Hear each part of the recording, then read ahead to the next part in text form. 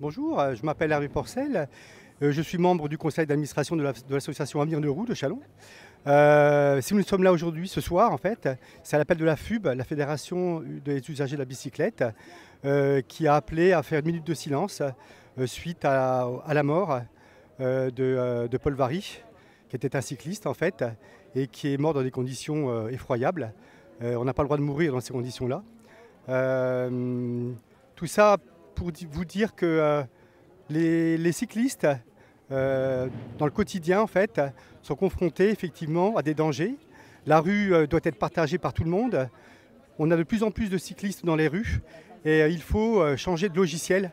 Il faut à tout prix que l'automobiliste, quel qu'il soit, comprenne que la rue se partage et qu'il y a maintenant des cyclistes, des trottinettes électriques et autres PDM, en fait, et que ce lieu de rencontre doit être sans danger pour tout le monde.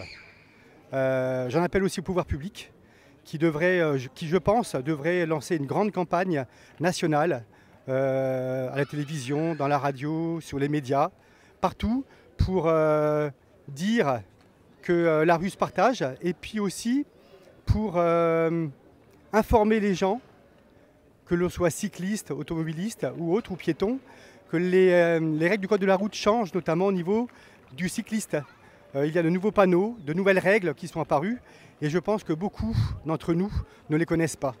Et ce qui fait qu'on se trouve, nous cyclistes, dans une petite ville comme Châlons, parfois en danger.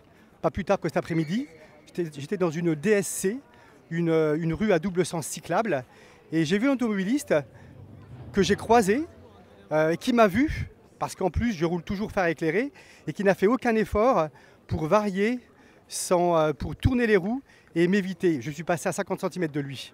C'est un comportement qui n'est pas normal, et je pense qu'il faut avoir le respect pour la vie des autres.